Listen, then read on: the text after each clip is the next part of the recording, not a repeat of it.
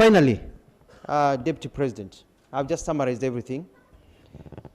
We are dealing with issues, and you've heard all these issues of Kenyans so far being told that they are suffering overseas.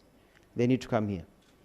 One of the first things I did after being appointed was to go to Saudi Arabia and to visit some of these countries and see how Kenyans are living and whether they are suffering. And I was a bit shocked because I found out that, yes, some Kenyans are suffering, but there's a large number of Kenyans who are not suffering. And we realize the difference is this. Kenyans who go to these countries to do professional work earn much more money, and they are not in that cadre you're calling domestic workers, which is the one that has a challenge.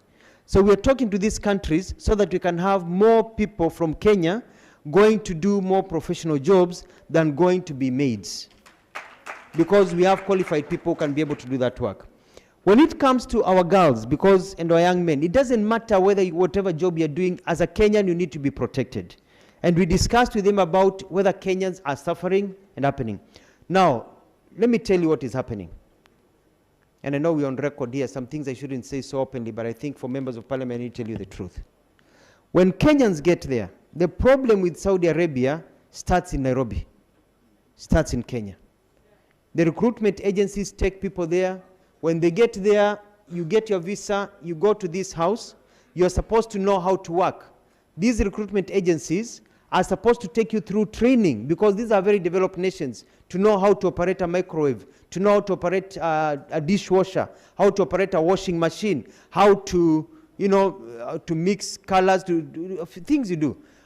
Hapa, ukora inafanywa, because that is what has been happening in Kenya for a long time. They are not given any training. A girl is taken from Kadhonzweni, or from Pokot, or from Lungalunga. Hajaona microwave, anapelekwa, microwave, anaeka kijiko, inalipuka. Dishwasher, anaeka nguo. You cannot blame them. We have actually let down our girls who are going to those countries.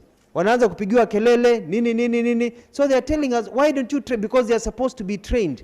So we are streamlining that using, making sure that the Ministry of Labor and Foreign Affairs are going to streamline some of those issues. Now, some girls, yes, some people at times are mistreated, and we have agreed with those governments that people who mistreat our girls needs to be arrested. But now this is what you need to hear. Mmeona picha za wasichana wetu wakiwa wagonjwa. Mnaambiwa wapati madawa. This is what happens in these countries.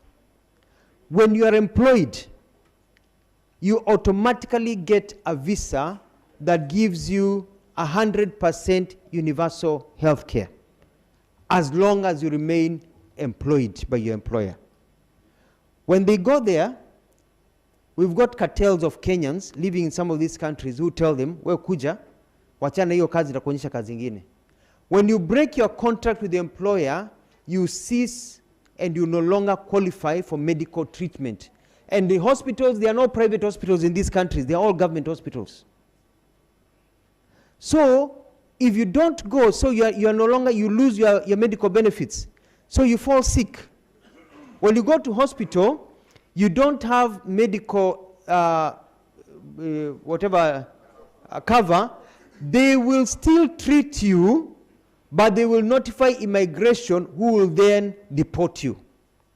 So some of the Kenyans who don't want to get deported don't go to hospital. Ndio unaona picha wasichana wetu. Ile shida ingine ni wasichana wetu wanapotezwa. Wanaambiwa wewe wacha na hii kazi, you are making 50,000 shillings a month, nitakuonyesha mtu hapa 1 2 3 shot mbili utameka 200,000.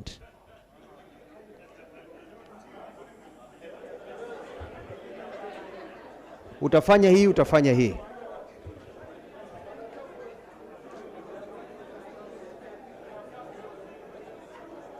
When I met the Kenyans, and I met a lot of Kenyan girls.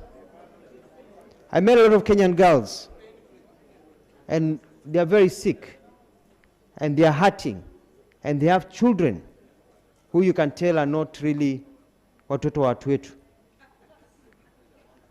And they told me they wish their government had told them before what to do and what not to do. They will not fall into those traps. But the people who are actually getting them into those traps are fellow Kenyans. They are not foreigners who are doing it. So when Our Excellency the President says the main problem we are facing in these countries ni sisi wa Kenya wenyewe, ni hivyo hivyo. I went to one of those nations, nikafika hapo nikaambiwa kuna Mkenya amefariki. I got very angry. A Kenyan amefariki? What happened to the Kenyan? I went fuming to the authorities. Nikakuta alikuwa anakunywa pombe ya changaa imepikwa na Wakenya wenzao in an Arab country that is illegal. So a lot of things had fallen through the cracks over the years that we as a government now are trying to correct, beginning with here at home and also overseas. But I can assure you that within the next 2 years, all these challenges we are facing will be no more, and we'll be able to protect the life and interest of each and every particular Kenyan. We'll be launching our website very soon, and we'll be announcing some of the measures that we are doing. We'll be placing in the website job links so that you can also see and tell your people how to get jobs. But we'll also be giving travel warnings, because we've had Kenyans who have been kidnapped. We still have Kenyans who are being held in different parts of the world. And we'll be able to tell you, don't go to this country, or if you go to this country, don't go to this region. Hata kama pesa namna gani, you are in danger, and all that. So in conclusion is to say that thank you very much for the questions that we received, and that when it comes to issues of global peace and connectivity, we as a country are now aligned to place Kenya into that anchor place, so that the rest of the world knows that when you come to Kenya, everything succeeds. But peace goes hand in hand, and respect goes hand in hand with economic development. And that's where we come in. Asante. I don't think there is any time for Q&A, unless with the permission of Deputy President.